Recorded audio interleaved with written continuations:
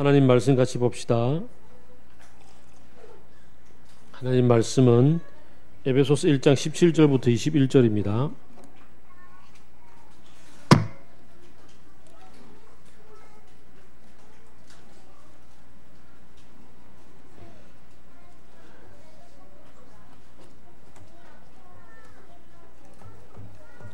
(7장) 17절부터 21절 한 절씩 교독하겠습니다. 우리 주 예수 그리스도의 하나님이신 영광의 아버지께서 지혜와 계시의 영을 여러분에게 주셔서 하나님을 알게 하시고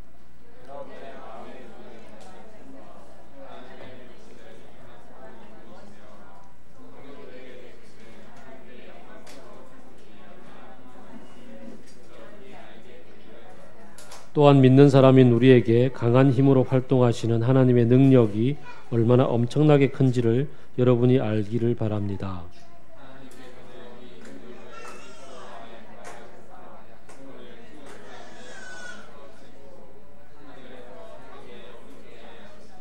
모든 21절까지죠. 같이 읽읍시다. 시작. 모든 정권과 권세와 능력과 주권 위에 그리고 이 세상뿐 아니라 오는 세상에서 일컬을 모든 이름 위에 뛰어나게 하셨습니다. 아멘.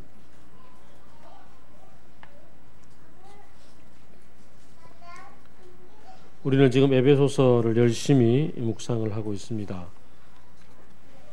에베소서에서 우리의 구원의 계획을 하나님께서 베풀어 주시기 위해서 깊은 뜻을 정하시고 우리를 부르셔서 하나님의 백성이 되게 했는데, 그 이유가 단지 우리를 부르셔서 그냥 잘 먹고 잘 살게 하기 위함이 아니라 1장 10절을 보게 되면은 우리를 출발점으로 삼아서 하나님의 계획이 있는데, 그 계획은 때가 되면은 하늘과 땅에 있는 모든 것을 그리스도 안에서 그분을 머리로 통일을 시키는 것이다 라고 이야기를 했었습니다.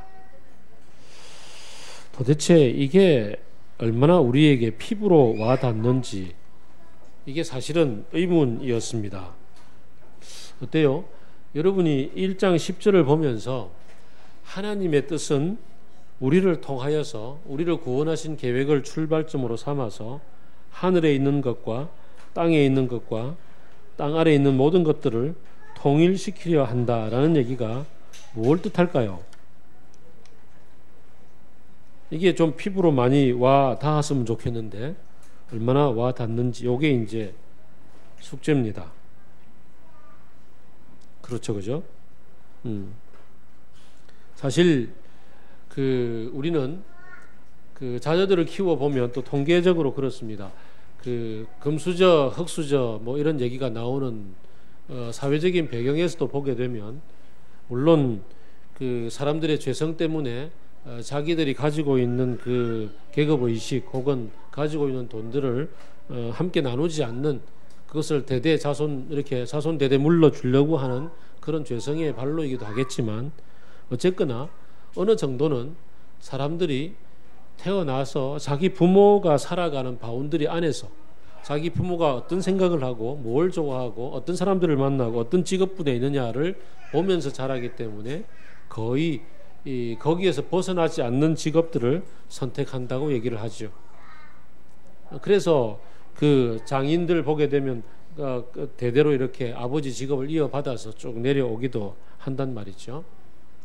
그러니까 우리들이 나고 자라는 가운데 어떤 얘기를 듣고 무엇을 보고 어떤 생각을 하며 사는가에 따라서 우리 인생의 범주가 그렇게 결정이 된다는 얘기죠.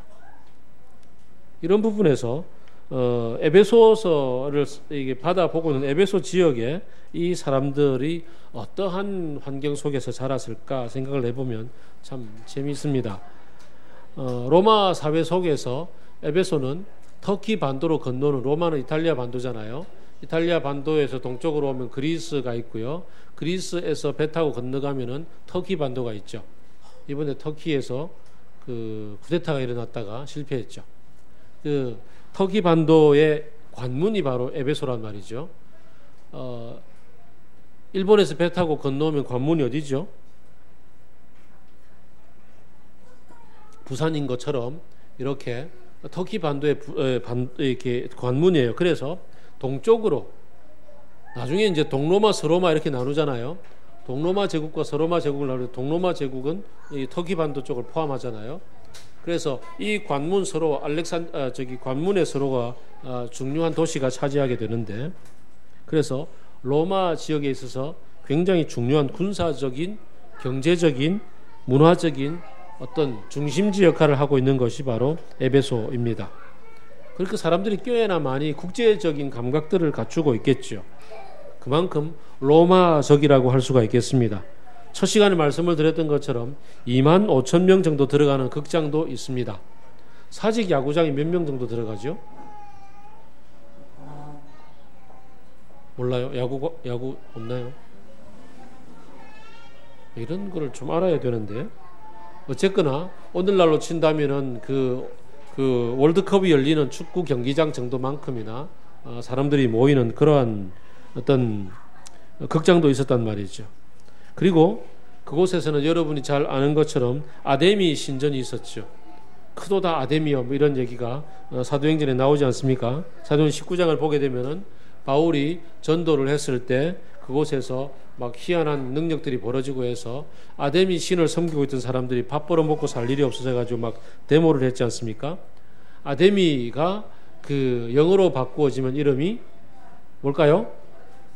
제가 가르쳐 드렸는데, 영어로 아데미를 바꾸면 다이아나가 됩니다. 다이아나 하면은 다이아나 황태자비가 있잖아요. 그죠? 이 다이아나 여신입니다. 그 다이아나 그 황태자비는 굉장히 예쁘고 아름답지만 이 다이아나 여신은 우리가 생각할 때는 조금 좀 괴상스럽습니다. 왜냐하면 막 가슴이 여러 개가 달려 있거든요. 그만큼 풍산의 어떤 상징이죠. 이 다이아나 신은 천상과 그 다음에 별들과 지하세계와 이 모든 것들을 다 다스립니다. 그래서 그 당시에 살아가는 모든 삶의 질서들을 다 통제하고 다스리는 최고의 신이라고 할 수가 있겠죠. 그러면 다이아나 신을 숭배하고 다이아나 신의 그 능력에 복종하는 일들은 너무나 당연하고, 다이아나 신을 노여워하는 일이라면은 당연히 해서는 안 되겠죠. 뭐 그런 일들이 그 당시에 일반적인 세계관이었습니다. 먹고 사는 문제들, 먹고 사는 문제, 뭐 생로병사 전체를 주관하고 있는 게 다이아나 신이라고 할 수가 있겠죠. 그곳에 유대인들도 살고 있었습니다. 유대인들 정착촌이 있었습니다. 유대인들은 하나님을 믿는 사람들이잖아요. 하나님을 율법을 잘 준수하면서 잘 지켜 행하면 하나님이 우리에게 복 주신다고 생각하고 살아갔던 사람들이었습니다. 이 사람들은 이 다이아나 신이 지배하고 있는 이 에베소 이 사회 속에 아주 극소수였겠죠. 그래서 이 사람들은 아주 별종 취급을 당하고 있었습니다. 그래서 뭐 그냥 별종 정도로 생각하고 있는데, 그 중에 이상하게 다시 어떤 사람들이 그 유대교 중에서도 한 분파로 조금 뛰어져 나가가지고 예수라는, 유대인들은 그냥 선지자 중에 한 사람 생각하는데 그를 최고의 신으로 생각하고 섬기는 사람들이 탄생을 한 겁니다. 에베소의 어떤 주류적인 문화와 종교 속에서 이 예수를 믿는 사람들이 차지하는 비율은 굉장히 작겠죠. 예수를 믿는다는 사람이 사회 속에 가서 삶을 살아갈 때 어떤 신을 믿느냐, 다이아나 신을 중심으로 해서 벌어지고 있는 종교 행사와 그 다음에 그 어떤 세시풍속과 그 다음에 그 월급을 주고 받고 하는 문제와 그 다음에 뭐 여러 가지 명절과 이런 것들이 펼쳐지고 있는 사회 속에 예수를 믿는 사람이 등장해서 그곳에서 살아갈 때 어떤 삶을 살 수가 있겠습니까? 하나님을 믿기 때문에 난 이런 거 하지 않아도 되라고 당연하게 신전에 들어가는 문제, 예배 드리는 문제 옆에서 그냥 팔짱 끼고 볼 수가 있을까요? 다들 그냥 아데미에게 이렇게 절을 하고 있는데 거기에 절하지 않고 그냥 팔짱 끼고 내 길을 걸어갈 수 있는 용기가 있을까요? 옛날에 박정희 대통령 시절에 국기 이 하강식이 우리나라에서 아주 중요한 국민 의례식이었습니다. 그 오후 5시 혹은 6시가 되면은 그 애국가가 쫙 울려 퍼지고 나중에는 애국가 중간에다가 아주 맹세까지 넣었잖아요. 나는 자랑스러운 태극기 앞에 조국과 민족의 무궁한 영광을 위하여. 요즘도 나오더라고. 군에 가면 나오죠. 예. 이런 시간에 전부 정지하잖아요. 가다가 관공서가 있는 곳을 향해서 전부 바라보고 그곳을 향해서 이렇게 딱 부동자세를 취합니다. 그때 누군가가 길을 걸어갑니다. 어떻게 취급당하죠? 빨갱이 취급당하는 거죠. 이런 상황하고 참 비슷할 것 같아요. 모든 에베소의 도시에 어떤 일정 시간만 되면 종이 땡 치고 전부 다 아데미 신이여라고 외치는 거죠. 요즘 그 무슬림 지역에 가게 되면은 시간만 되면 전부 돗자리 펴고 메카를 향해서 절을 하는데 거기에 난 절을 안 하고 서 있는 거야. 이럴 때 사회적으로 어떤 상황이 될지 이런 걸 우리가 염두에 두어 보면서 에베소서를 보게 되는 겁니다. 여러분을 하나님이 택하시고 하나님의 백성으로 삼으시고 여러분을 통하여서 이 세계 전체의 질서를 바꾸어서 지금 눈에 보이는 이 아데미 신을 중심으로 펼쳐져 있는 문화와 경제와 경제도 포함되죠. 아데미 신전에게 이렇게 다 건물을 내야 되고 그 다음 거기서도 받아 써야 되고 뭐 이런 거니까 그러한 것들 전체가 뒤집어져서 하나님 중심으로 바뀌어질 거라, 하나님 중심의 새로운 세계를 만들어 갈 거다라고 이야기를 합니다. 이 얘기를 듣고 살아가는 사람들이 힘이 나야 될 텐데 예배를 드리면서 말씀을 들을 때 그럴 것 같아라고 생각하는데 이 그림이 잘 그려지지 않아서 하나님이 어떻게 그림을 그리시고 어떤 세상을 만들어 주실까에 대해서 마음속에 그림이 좀 희미하면 밖에 나가서 일상생활을 살면서 아데미 중심으로 펼쳐지고 있는 이 사회 질서 속에 더하기 또 하나 더 있죠. 로마가 군사적으로 정치적으로 지배하고 있는 로마의 정치 지도 체제 속에서 세금 내고 살아가고 있고 로마식대로 살아가고 있는 이 삶의 방식이 아닌 다른 어떤 방식의 삶이 있을 거라는 것을 그림을 제대로 그리지 않고 그 속에 뛰어 들어가면 내가 예수를 믿고 새로운 그리스도인이 됐다라는 것이 삶 속에서 어떤 능력을 드러내고 어떤 삶을 펼쳐낼 것인가가 잘 안 보이는 거죠. 여기에 대해서 에베소서를 바울이 쓰면서 얘기를 들려줍니다. 자, 여러분을 하나님이 부르셨던 것은 하늘과 땅에 있는 모든 것들을 새롭게 예수님을 통하여서 질서를 잡아주는 것을 이야기하는데 그 그림이 도대체 뭔지나 알기나 한 겁니까? 라고 질문을 하지요. 알 수가 있나요? 모르는데 어떤 그림인지. 여기에 중요한 포인트가 있습니다. 그래서 오늘 그 다음 얘기를 합니다. 여러분이 그 다음 해야 될 가장 중요한 것은 17절입니다. 뭔가요? 여러분에게 새 삶을 주신 분이 누구냐면 바로 하나님이신데 이 세상 전체를 지배하고 살아가도록 만든 존재가 아데미 다이아나가 아니라 하나님이신데 그 하나님 곧 예수 그리스도의 하나님, 그 하나님 영광의 아버지, 그분이 우리의 아버지, 그분이 우리를 창조하신 그분이 여러분에게 하나님을 알 수 있는 눈을 열어줘야 된다고. 내가 아무리 백날 그냥 끔뻑끔뻑해도 볼 수가 없는 그것을 위해서 하나님이 지혜와 계시의 영을 부어주셔서 하나님이 우리에게 하나님의 세상을 볼 수 있는 눈을 열어주셔서 그래서 첫 번째 해야 될 게 뭐냐면 하나님이 누구신지를 알게 하기를 원한다고요. 다이아나가 어떤 분인지는 태어나서부터 듣고 자랐어요. 알아요. 오늘날 우리도 마찬가지지 않습니까? 태어나면서부터 태어나서부터 배운 게 뭔가요? 뽀로로 시절부터 배웠던 게 뭔가요? 여러분은 뽀뽀뽀 시절부터 배웠나요? 배운 것은 친구와 협동하고 사는 게 아닙니다. 어제 저는 우리 둘째가 TV를 틀었는데 이름 뭔가요? 그게 밥 먹으면서 봤던 프로그램 아빠와 아이 키우는 그 이름 뭐이지? 슈퍼맨이 돌아왔단가? 슈퍼맨이 돌아왔다를 보는데 아이 교육을 시켜요. 어떻게 교육시켰냐면은 그 낯선 사람이 나타날 때 낯선 아저씨가 나타나서 아이고 무거워 짐 한번 같이 들고 가줄래? 이러면 따라가야 된다 말아야 된다? 뭐 이런 거 교육을 시키는 거죠. 어른들을 불신하도록 교육을 시켜요. 어른들과 더불어서 같이 살아가는 한 마을 공동체를 살아간다면 다르겠죠.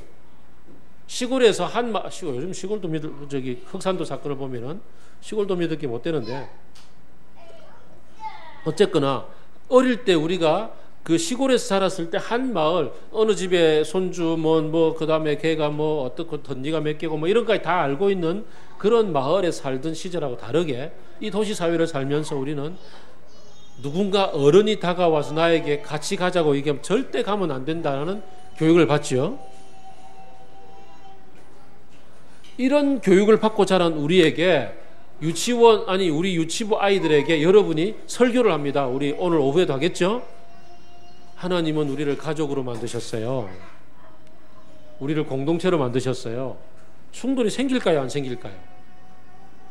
당연히 생긴다고. 낯선 사람 따라가면 안 된대. 우리 교회에 낯선 사람이 왔어요. 저기 시커먼 노숙자 비슷한 종무 형제가 왔어요. 이 종무 형제를 옆에서 보고서 꼬마가 어서 오세요 하고 삼촌하고 안길 수 있는 교육을 우리는 하나님의 공동체 안에서 하는 거잖아요. 종무 형제는 미안합니다. 오늘 상처받았을 것 같은데. 종무 형제는 둘째치고 매주마다 아침에 오잖아요. 밥 먹을 때도 오시잖아요. 천사분들이 오시잖아요. 오실 때 우리 아이들에게 어떤 교육을 시키는가?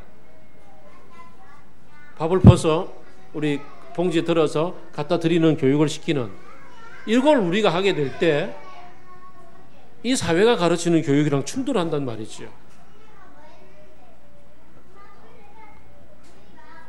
어떤 것은 당연하게 받아들이는 곳에서 경쟁하고 그곳에서 살아남아야 하고 스펙을 키워야 하고 어떻게 하든지 친구에게 답안지 보여주지 않아야 되고, 교대에 가면 그런 일들이 벌어지잖아요.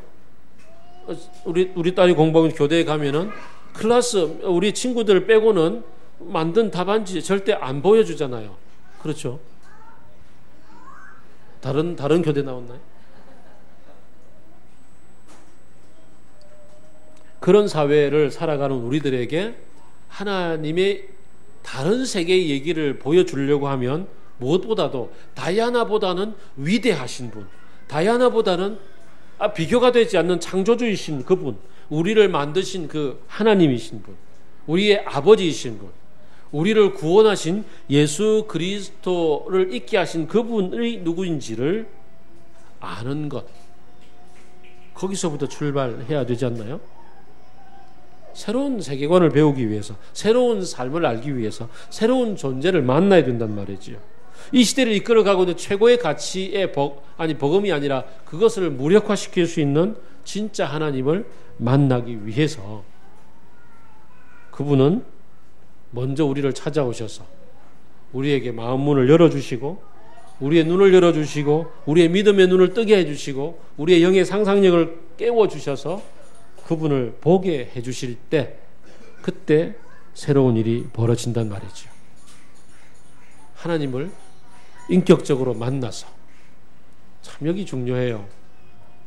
많은 사람들이 하나님을 살아계신 그분하고 이렇게 만나서 대화를 나누는 방법으로, 함께 그 사랑의 감정을 느끼는 방법으로 하나님의 얘기를 이렇게 차근차근 공부도 해보고 하나님이 들려주시는 마음의 감동도 받고 하나님의 사랑의 품에 안겨도 보고 하는, 이런 사도 요한이 얘기했던 것처럼 만져도 보고 그냥 같이 뒹굴어도 보고 같이 밥도 먹고 했던 그러한 인격적인 분으로 만나지를 못하는 그리스도인들이 너무너무 많단 말이죠. 그리고 만나고 있다 착각하는 거죠. 난 하나님의 백성이라고 착각할 때가 얼마나 많은지 몰라요. 그런데 그분을 인격적으로 만나서 그분이 우리에게 들려주시는 그 가치관과 삶의 방식과 이야기들을 들으면서 해야 될 게 뭔가요?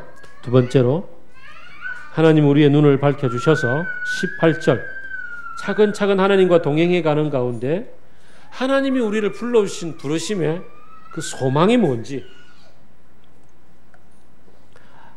하나님이 우리를 부르셔서 함께 길 가기를 원하시는 그 꿈이 뭔지, 그 꿈을 보여준단 말이죠.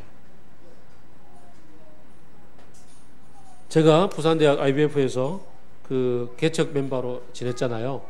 그때 그 간사님들이 없었고 우리가 막 그냥 막 북치고 장구치고 다 하던 시절에 그 서울에서 한 형제가 열심히 훈련 잘 받고 부산에 방위를 받으러 내려왔다가 우리 형제 리더들이 모자라는 걸 보고서 같이 돕기로 하고 캠퍼스에 들어왔어요. 그래서 한 소그룹을 맡았어요. 한 소그룹을 맡아서 열심히 섬기다가 그 소그룹에 있는 한 자매가 마음에 들었어요. 그냥 열심히 섬기라 그랬더니 흑심을 품은 거지. 그래서 그 자매를 데리고 부산대학 캠퍼스를 산책을 하면서 그해 봄에 산책을 하면서 옛날에는 구도서관이라 그랬는데 요즘은 뭔지는 잘 모르겠는데 본관 옆에 있는 구도서관 앞을 산책을 하면서 가서 거기 굉장히 멋진 목련꽃들이 피어 있어요. 그 목련꽃 나무를 보면서 자매에게 이 아름다운 꽃을 피워주신 그분을 바라보게 해주고 싶다고.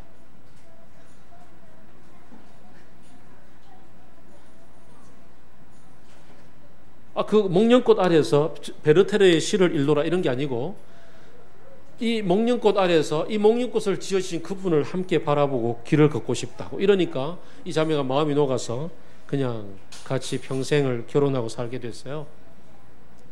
그 송태현 형제라고 있어요. 지금 서울 한국 외대 교수인데 꿈. 그렇죠? 저는 제 아내에게 어떤 꿈을 보여줬기에 아내가 저와 결혼했을까요? 하나님이 우리에게 나타나셔서 나와 함께 길을 가면서 이런 꿈이 있단다라고 이 꿈에 대한 소망을 불러일으켜 주시는 거죠. 살만한 가치가 있도록. 세상에 아데미를 따라서 전부 다 만들어져 있는 시대 속에 아데미가 아닌 완전히 극소수, 진짜 극소수의 삶을 살아가도 그 꿀리지 않게, 주눅들지 않게 살아갈 수 있는 그 꿈이 뭔지를 보여주시는 거죠. 그 꿈을 꾸는 사람들은 다르게 살잖아요. 저는 그 체 게바라 평전을 읽으면서 진짜 멋진 사람을 만났었어요. 체 게바라라는 사람이 그 남미에서 아르헨티나 출신이잖아요. 의사였는데 의사직을 버리고서 그 막스 레닌주의에 경도되면서 공산주의 혁명을 꿈꾸면서 세계 공산화를 꿈꾸면서 바로 쿠바 혁명에 뛰어들어서 쿠바의 그 대장전에 뛰어들어서 그 쿠바를 공산화시켰고 쿠바의 외무부 장관을 지내면서 세계 곳곳을 지날 수 있는 곳에서 그는 투쟁혁명의 꿈을 꾸고서 남미로 그대로 내려가서 투쟁을 꿈꾸었고 그곳에서 게릴라전을 펼쳤단 말이죠. 세계 곳곳에 가면서 이 세계 복음화의 꿈이 아닌 세계 공산화의 꿈을 전하다가 직접 그냥 지날 수 있는 그 사람이 그 무장 투쟁에 저 총칼을 들고서 그 아르헨티나 가지고 어느 나라더라? 그 남미 어느 나라에 뛰어 들어가서 정글 속에서 투쟁하다가 그곳에서 전사했거든요. 그를 뛰게 만들었던 것. 의사였고 이렇게 호흡 잘 못하는 병, 천식이 있어가지고 참 되게 힘들었던 사람이었는데도 불구하고 그걸 극복을 해내면서 세계의 어떤 꿈을 꾸어 나갔던 사람이 있었어요. 진짜 멋지더라고. 그 사람이 평생을 그렇게 정글 속으로 뛰어들어서 투쟁을 할 수 있었던 그 꿈이 뭔가? 닥터 노먼 배순이라는 사람이 있어요. 이 미국인 의사인데요. 이 사람이 중국에 가서 중국의 그 모택동이 장개석의 그 침공에 물러나면서 그 천리 대후퇴 작전 하잖아요. 그러니까 서북 공정을 펼치잖아요. 서북으로 물러나는 그 길을 같이 동행하면서 그 모택동의 그 꿈에 도전이 되어가지고 그곳에서 함께 살았는데요. 그는 이 폐결핵을 알아서 자기의 폐 3분의 1을 그때 절제하는, 그러니까 이렇게 자기 나름 개발한 방식으로 결핵을 극복을 하고서 새로운 인생을 만나서 그 인생을 중국 공산화에 바쳐서 함께 그 중국 공산군과 더불어서 이 남경의 수도에서부터 쫓겨나서 저 서북쪽에 있는 저기까지 가서 물러나서 다시 거기서 꿈을 꾸고 중국 대륙 전체를 공산화시켜 나가는 그 꿈에 동참했던 노먼 배순이라는 의사가 있어요. 인생 전체를 꿈꾸게 만들었던 그 꿈이 도대체 뭔가? 예수님이 우리를 새로운 인생을 살게 하시면서 하나님을 만나게 해주시고 하나님이 우리의 눈을 밝혀주셔서 하나님이 원래 만드시고 하나님이 꿈꾸고 하나님이 이렇게 다시 회복시키시기를 원하시는 하나님 나라가 도대체 얼마나 크고 광대하고 멋진 것인지, 우리가 얼마나 지금 찌들려 살고 있는 것인지, 우리가 하나님의 나라 백성답게 살지 못하는 이 생로병사에 찌들려 살고 있는 이 팍팍한 삶이 얼마나 힘들고 어려운 건지, 이 대비가 아주 극명하게 이루어질 때 우리는 이 꿈을 꾸게 되고 이 꿈 때문에 세상을 향해서 뛰어들게 된단 말이죠. 그렇지 않겠습니까? 저는 그래도 우리 교단 안에서 깨어있는 교회에서 서울에서 사역을 하다가 부산에 처음 내려왔을 때 우리 집 바로 옆에 있는 조그마한 교회였는데요, 그 교회에 왔을 때 숨이 막히는 답답함을 느꼈습니다. 그 담임 목사님이 새벽 기도에 제가 앉아야 되는 자리도 정해주고, 그 다음에 새벽 기도 자기 설교가 끝나고 나면은 어느 정도의 성량으로 어느 정도의 길이로 기도를 해야 되는지까지 정해주시는 분이었어요. 주일 예배가 끝나고 나면 그 자리에서 흩어져 가지고 구역 모임을 하는데, 구역 모임은 단 5분에 끝나요. 구역 모임이 5분이 끝나면은 5분 동안 뭐냐면 출석 체크하고 구역 헌금을 따로 해요. 예배 때 헌금했는데 구역 예배 헌금하고 집에 가요. 목사님 왜 이렇게 구역 예배를 하시나요? 그랬더니 성도들이 모이면 내 욕하거든. 모이면 안 돼. 다 흩어 보내야 돼.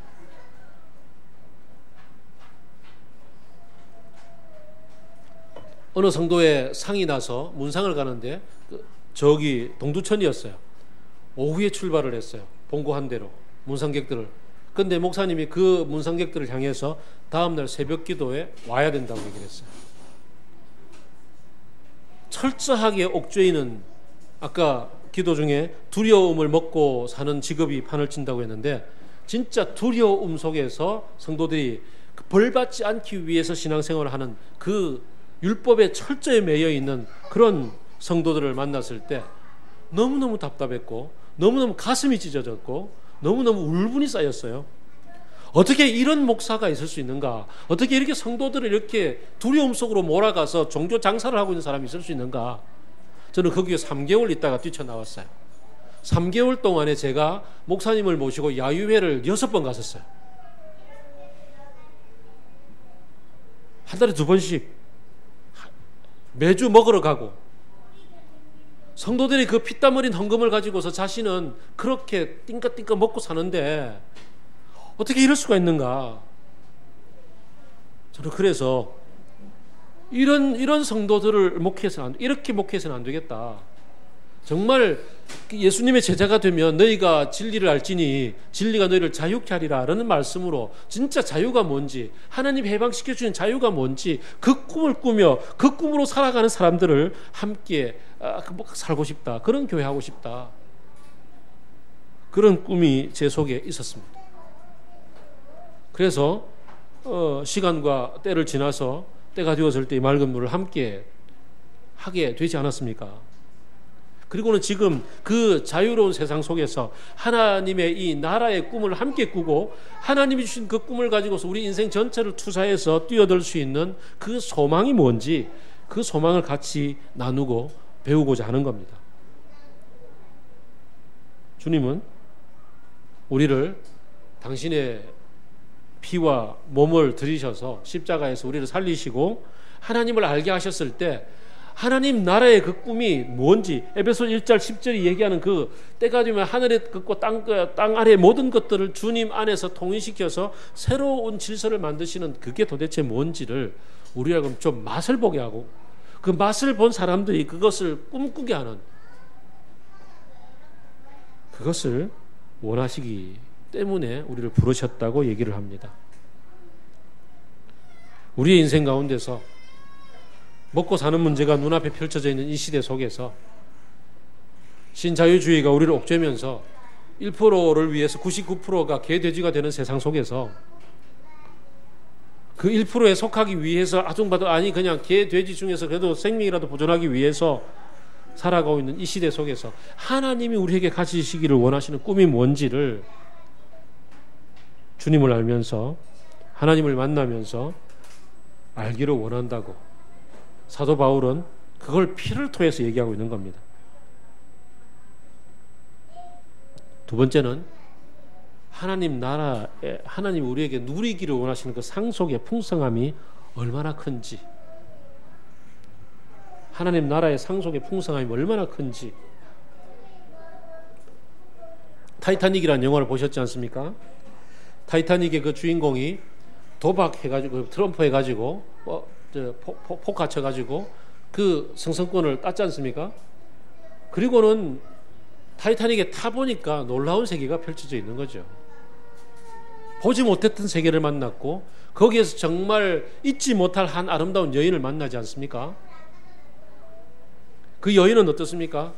그 뭔가 주고받고 딜하기 위해서 그 살아가는 상류층인 척하고 살아가는 그 곳에서 어쨌든 경제적으로 몰락해가는 자기 집안을 일으키기 위해서 엄마가 누군가를 만나서 그냥 결혼시키려고 하는 아둥바둥하는 세계 속에서 이 배를 탔는데 이 배에서 꿈에도 그리던 새로운 세계의 남자를 만나지 않습니까?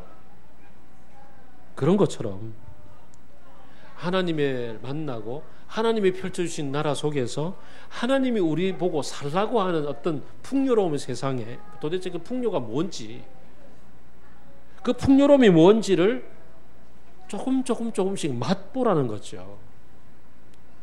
맛본 사람이 맛을 알죠. 그래서 옛날 사람들이 부잣집에서 태어난 사람이 그 음식 맛을 알고 그래서 그 음식이 내려간다고 하잖아요.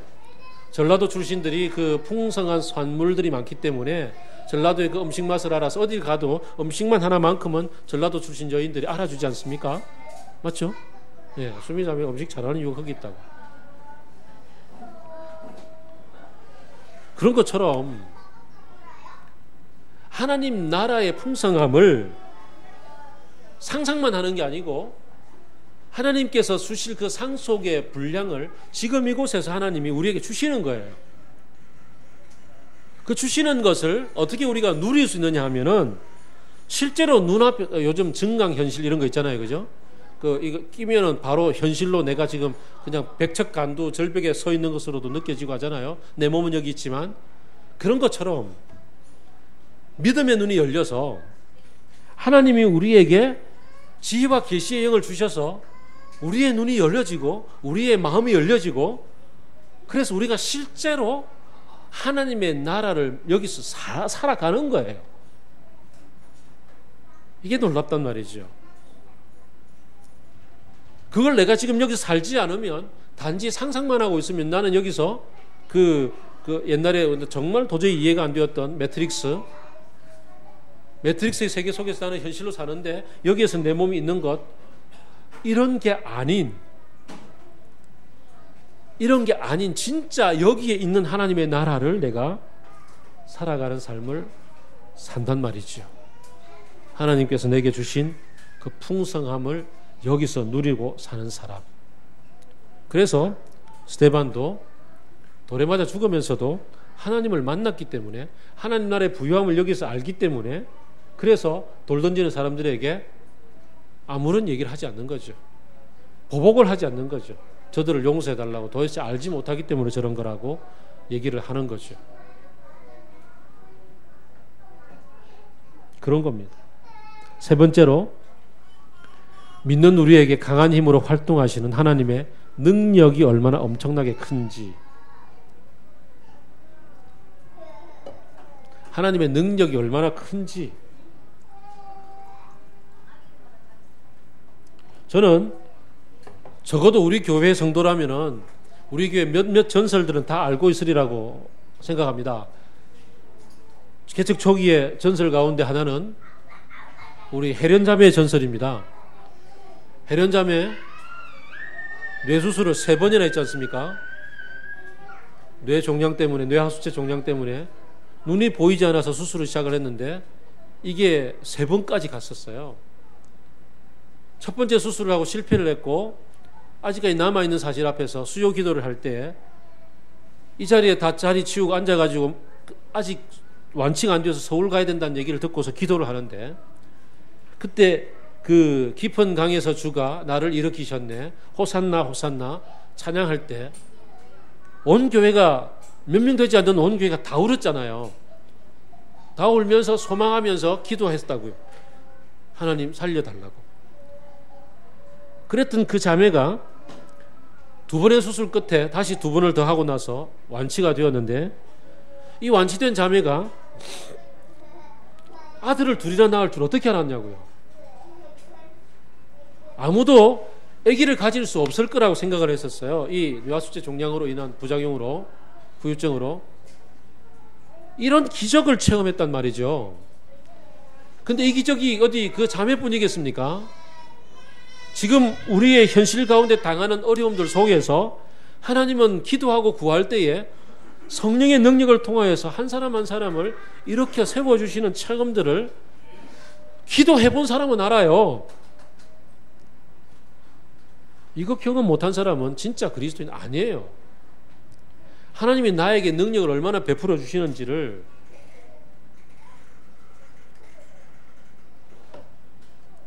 왜냐하면 하나님 주시거든. 사랑하는 이들에게 주시지 않을 뿐이 아니거든요. 어떤 이들에게는 환경을 바꿔주시는 경험을, 어떤 이들에게는 병을 고쳐주시는 은혜를, 어떤 이들에게는 그 피치 못하는 환경을 뚫고 나갈 수 있는 용기를, 견딜 수 있는 힘을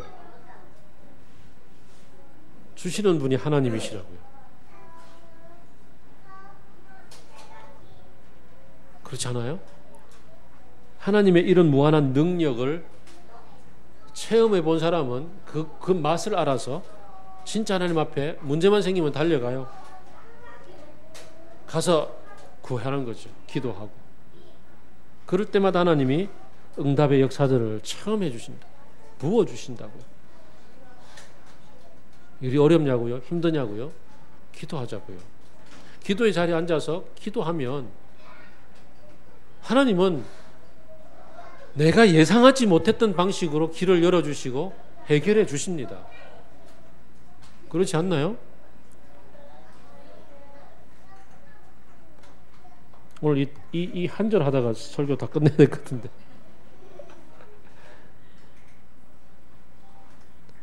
사도 바울은요, 하나님의 이 아데미, 이 다이아나와는 비교도 되지 않는 하나님의 놀라운 능력을 체험했다고 간증하는데 20절, 21절입니다. 기적 중의 기적은, 능력 중의 능력은, 하나님의 파워 중의 파워는 뭐냐 하면은 예수 그리스도를 죽은 자 가운데서 살리신 거라고.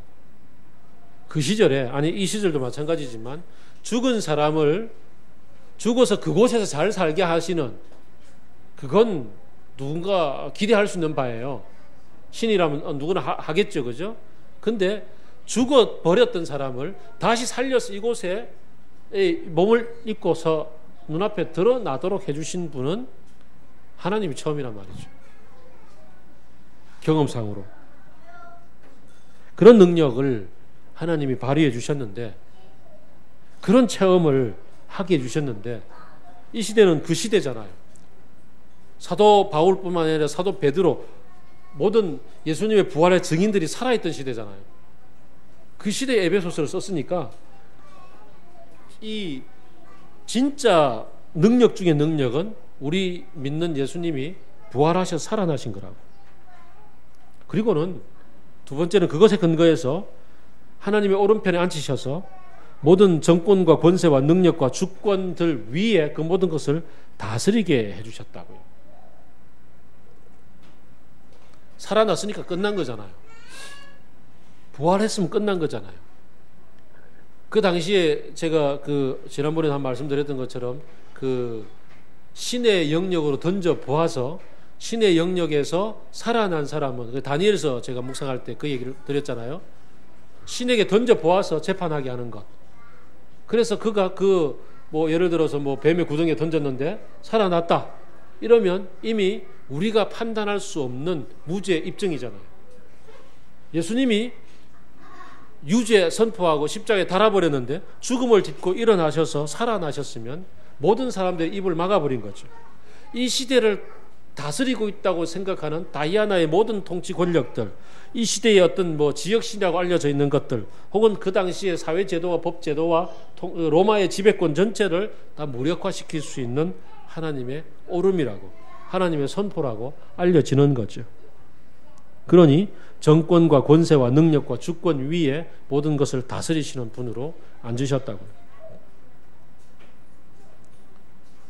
이 시대에 우리를 통제하고 있는 능력들, 이 시대에 우리를 컨트롤하고 있는 것들, 그 모든 것들 위에 우리가 믿음의 눈을 열어서 주님이 다시 부활하셔서 하늘 위에서 다스리고 계신다는 것을 내가 받아들이면, 하나님 우리에게 눈을 열어서 보게 해주시면 내 눈앞에 펼쳐져 있는 수많은 것들은 다 세피하게 보이는 거죠. 그것이 진짜 파워가 아니라는 걸 아는 거죠. 그게 진짜가 아니라는 것을, 내 생명 전체를 죽이기까지 밖에 더 하겠냐고. 까짓 거 죽어주지 뭐.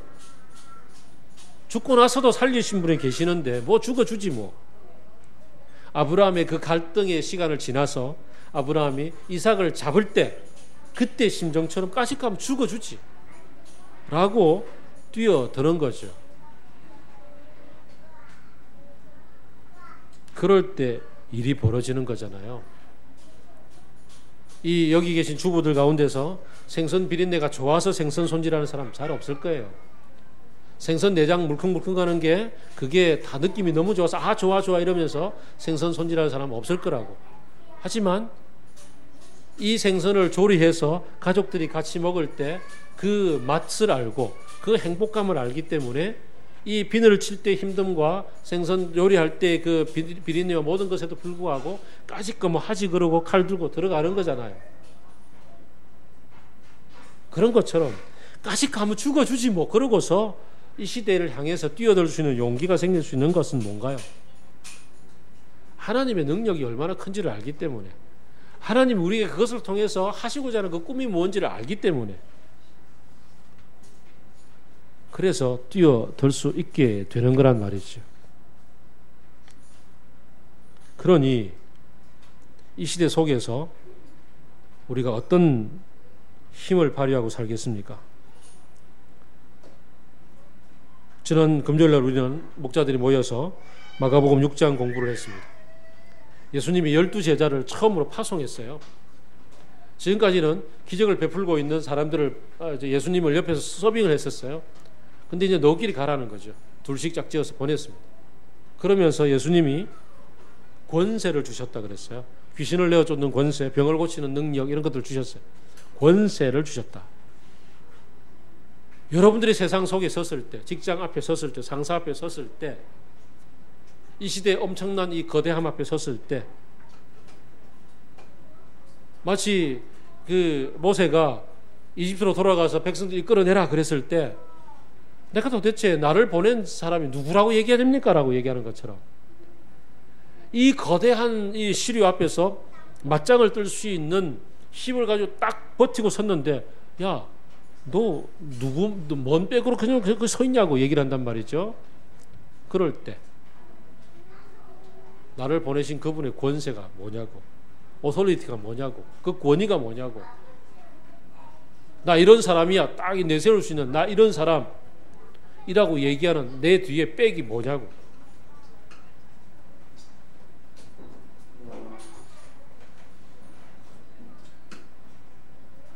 바로 우리 하나님, 우리 죽음을 딛고 일어나신 예수님, 하늘 보좌에서 이 땅 전체를 다스리고 계시는 그분의 그 권능과 그 권위 때문에 우리가 이 일을 하고 있다.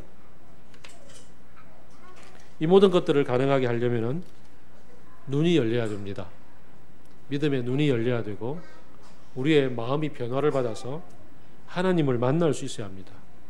인격적으로 그분을 만나서 이야기 나누고 교제하고 함께 밥 먹고 같이 볼때다 내가 문을 열어주면은 내가 들어가서 그로 더불어 같이 밥 먹겠다고 하셨던 예수님의 그 밥상 공동체 속에서 예수님의 얘기 속에 녹아드는 그런 시간이 있어야 하는 거죠.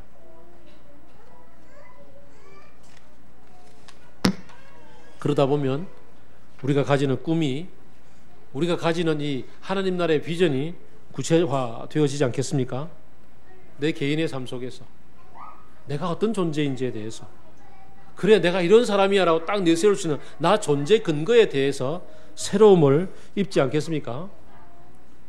사울 임금처럼 그 사무엘이 그를 기름 부어서 왕으로 세웠을 때 내가 누굽니까? 라고 미스바에서 전 백성들 앞에서 구지를 뽑았는데 사울의 이름이 나왔는데도 불구하고 나는 쪽팔려서, 나는 기스의 아들로서 사람들 전체가 무시하는 베냐민 지파의 아들로서, 그래서 왕 될 존재가 안 돼 그러고서 마차 뒤에 숨어있는 존재가 아니라 당당하게 하나님이 나를 보내셨다라고 하나님의 이름으로 나설 수 있는 존재가 생기지 않겠습니까? 그런 존재 근거를 가지고서 살아갑니다. 이웃들 앞에서, 그리고 세상살이 앞에서 도대체 시대가 이렇게 가는 거 아니잖아라고, 이건 아니잖아라고, 이건 아니잖아라고 그렇게 분노할 수 있고 아파할 수 있고, 그래서 함께 뛰어들 수 있는 것. 제가 부산에 내려왔을 때 그 교회 상황을 얘기를 했습니다. 이건 아니잖아요. 교회가 이건 아니잖아요. 이렇게 돼서는 안 되잖아요. 그럴 때 흥분할 수 있는 거죠. 그럴 때 하나님의 얘기를 꿈을 꾸고 나가게 되는 겁니다. 이웃에 독거노인이 혼자 고독사를 하고 있을 때, 장애인으로 살아간다는 이유로 무시당하고 장애인이라는 이유만으로서 다른 사람들 앞에서 제대로 대접을 받지 못하는 모습을 볼 때, 최근에 다시 그 이준석 선장이 그 임시 선장이 아니고 정식 선장이었고 정식 월급을 다 받았던 세월호의 정식 선장이었다는 걸 최근에 지난주에 밝혀졌잖아요. 아니 2년 동안이나 그런 것을 감추고 사는 이유가 도대체 뭔지, 아직도 이 아이들을 수장시켜 놓고서 왜 내 아이가 죽었는지에 대한 이유조차도 모르는 사람들의 피눈물이 아직도 고여있다는 것을 내 속에서 느낄 때 이건 아니잖아라고 그렇게 일어설 수 있는 것,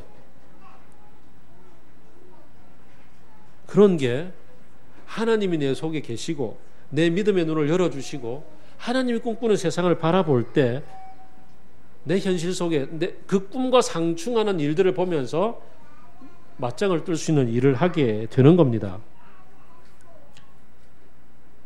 직장에서 잘못된 상사의 그 지시 앞에서 합리적인 이유를 대면서 이건 아니잖아요 얘기할 수 있는 그것, 그 장사를 하면서 내가 적정한 이유를 만들고 정직함으로 살아가려고 할 때 주변에 상인들이 막 그냥 동종업계 상인들이 압력을 가할 때, 그럴 때 교통사고를 만났었는데 내가 피해자인데 가해자로서 가해자로서 그래도 니도 불쌍한데 같이 얘기할 때 오히려 덮어 씌워가지고 내가 오히려 가해자가 되는 이런 상황일 때, 하나님의 꿈을 꾸고 사는 사람은 올바른 것에 대해서 이것 아니잖아라고 이야기할 수 있는 사람이 된단 말이죠. 내가 무슨 투사가 돼서 그런 게 아니라, 투사는 다 태어나면서부터 되는 문제가 아니라 아주 온유한 이웃으로 살아가는데 그 사람이 그럴 줄 몰랐다고 얘기하는 그런 일들을 벌일 수 있지 않겠습니까? 제가 종종 인용합니다마는 전두환 정권 때 고려대 법대에 김일수라는 교수분이 있었어요. 헌법학자인데 이분이 갑자기 대학신문에다가 기고를 냈어요. 국가보안법은 반헌법적인 거다. 철폐돼야 된다. 전두환 정권 때 그걸 실었다고. 무슨 얘기냐고 난리가 났죠. 그래서 보안부가 나와 다 뒤졌어. 무슨 이 빨갱이냐고. 근데 이 사람은 철저한 보수적인 그리스도인이야. 아까 목사님 얘기했던 것처럼 주일날은 돈 쓰면 안 되고 주일날은 어디 딴짓 하면 안 되는 이런 철저한 그런 신앙이었어. 그런데도 불구하고 아무도 할 수 없는 이 국가보안법 철폐를 외쳤다고. 이유는 내가 신앙인으로서 말씀을 묵상하며 사는데, 그러면서 내가 헌법을 공부하는 학자인데 이 신앙의 근거를 가지고 헌법을 바라볼 때 이 헌법적 정신이 국가보안법은 아닌 거야. 이걸 이럴 수 없는 거야. 그래서 거기에 대해서 외쳤단 말이죠. 안기부에 끌려가 고문 당했지만 털어도 이 빨갱이가 아닌 거야, 이 사람은. 이런 아주 철저한 보수적인 사람도 아닌 건 아니라고 뛰어나올 수 있는 까닭은 하나님을 알기 때문이에요. 하나님의 얘기를 알고 있기 때문에 가능하단 말이죠. 곳곳에서 자연 환경이 파괴되는 모습을 보면서 그곳에서 내가 어떤 분노를 느낄지 우리는 하나님을 알기를 바랍니다. 하나님을 만나기를 바랍니다. 어떤 거대한 원대한 꿈을 꾸어서가 아니라 하나님을 만나면 이게 자연스럽게 내게 흘러옵니다. 요한계시록 4장을 보면은 사도 요한이 반노섬이라는 섬에 갇혀서 감옥소에 갇혀 있었습니다. 깜빵 생활을 하고 있는데 어느 날 예배를 드리는 가운데 환상을 보게 됩니다. 눈이 열리고 하늘 보좌에 계신 하나님을 바라보게 됩니다. 그래서 거기에 이끌려서 그가 가서 예배를 드리고 함께 천군 천사들과 더불어 찬양하며 하나님이 어떻게 말씀을 통해 세상을 다스리시는지 그 다스림의 얘기를 보게 됩니다. 그래서 기록한 게 요한계시록의 얘기들입니다. 우리가 예배드리는 가운데 하나님을 만나고 예배드리는 가운데 하나님을 바라보고 하나님의 얘기 속에 끌려 들어가게 될 때, 그때 우리의 상상력이 열려지고 우리의 눈이 열려지고 우리가 꿈을 갖게 된단 말이죠. 그리고는 성도들이 함께 모여서 경건의 연습을 할 때, 몸을 연습할 때도 달라지지만 요즘 제가 월, 화, 수, 목, 금 계속 그냥 헬스하고 그냥 단련을 하고 있습니다.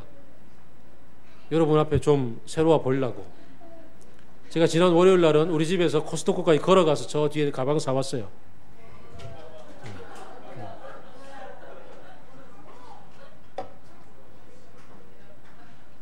이렇게 해서 제가 지금 허리띠가 한 칸 들어갔어요.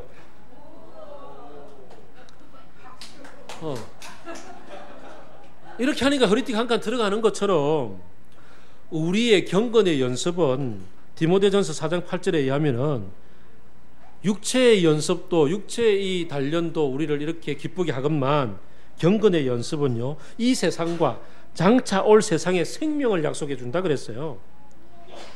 경건의 연습이 중요하다고요. 우리의 느낌, 우리의 생각, 우리의 행동의 습관을 바꾸는 게 훈련이잖아요. 이 시대의 가치관을 따라서 행동하고 이 시대의 가치관을 따라 생각하고 이 시대의 가치관으로 느끼는 것. 나팔바지가 유행할 때 쫄바지 입고 나가면 굉장히 쪽팔리는 느낌이 들죠. 그렇죠? 이 시대의 유행의 느낌이잖아요. 근데 그 느낌이 달라져야 되지 않나요? 하나님의 이 형성의 느낌으로 세계를 바라보는 느낌이 달라지고 생각이 달라지고 행동이 달라지게 되는 게 경건의 연습이라고요. 제자 훈련이고 풍삼기 훈련이고 예배 시간에 늦지 않는 훈련이란 말이죠.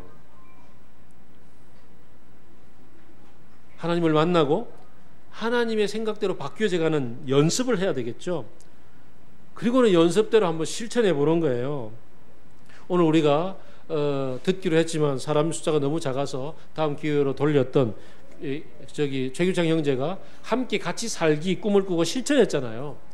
실천해 보는 게 중요하다고. 뭔가 거리를 찾아서 한번 움직여 보는 것. 야고보서 2장 17절은 얘기합니다. 믿음의 행함이 따르지 않으면 그 자체는 죽은 거라고. 행동하는 대로, 사실 생각하는 대로 행동하지만 나중에 되면 어떻게 돼요? 행동하는 대로 생각하잖아요. 행동하는 대로 생각하게 되어 있어요. 경건의 연습이 몸에 익숙해져 있으면, 습관에 되어져 있으면 습관화된 행동을 하다 보면 그 행동이 나의 생각을 다시 바꿔가거든요. 그렇게 해서 하나님 나라의 꿈을 좀 꿔보자고요.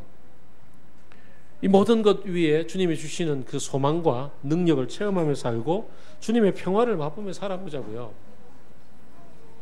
이번에 제자훈련 멤버들과 세이비어 교회라는 책을 읽었어요.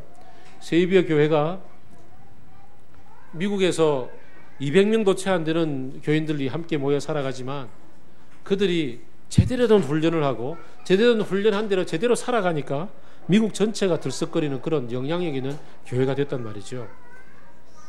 맑은 물 교회 식구들 몇 명 안 되지만 이 시대 속에서 부산 전체가 새롭게 바라볼 수 있는 그런 새로운 교회로서 좀 살아가는, 평생 함께하는 공동체로서 꿈을 꾸는 사람들이 되어보자고요.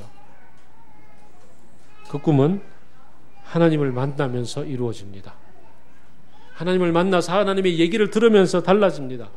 하나님의 얘기를 듣고 훈련하면서 바뀌어집니다. 행동해보면서 새로워집니다. 에베소서가 얘기하고 있는 그리스도 안에서 만물을 통일시키는 그 꿈이 구체적으로 내 생활 속에 무언지 하나하나 이렇게 귀납적으로 만들어져가는 저와 여러분이 되기를 바랍니다. 같이 기도합시다.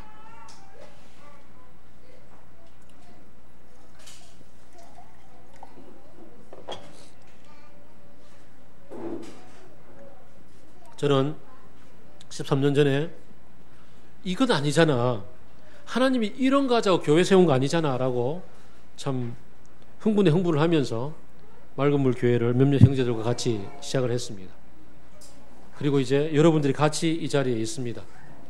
우리 모두가 함께 하나님 나라의 꿈을 같이 구체화시켜 나가 봅시다. 내 삶에서 내가 누구인지, 우리를 어떻게 살라고 공동체를 부르셨는지, 이 땅을 향해서 어떤 꿈을 꾸게 하시는지, 그러다 보면 이건 아니잖아 라고 부딪히는 현실들을 만나고 거기에 맞짱 뜰 수 있는 그런 보냄받은 존재라는 사실을 기억하면서 함께 그림을 그려나가 봅시다. 같이 기도하겠습니다.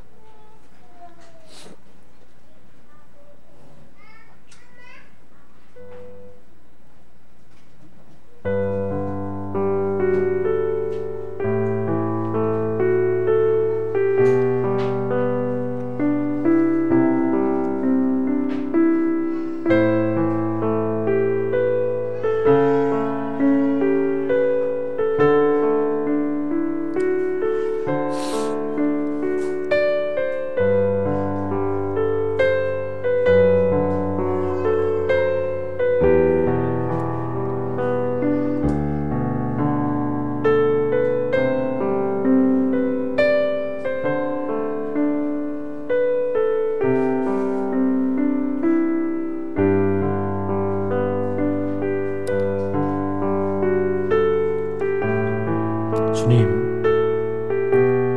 우리 주 예수 그리스도의 하나님이신 영광의 아버지시여,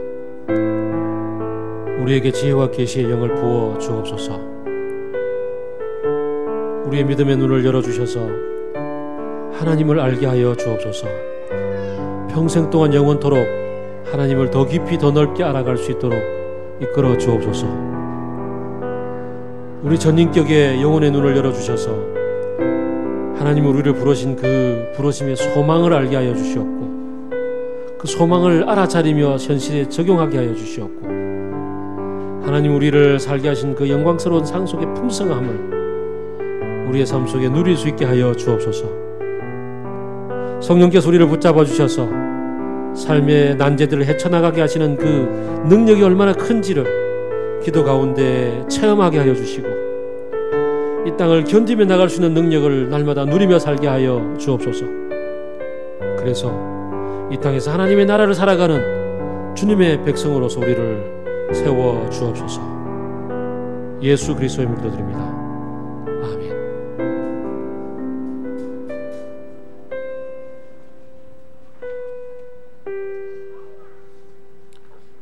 함께 일어나셔서 우리를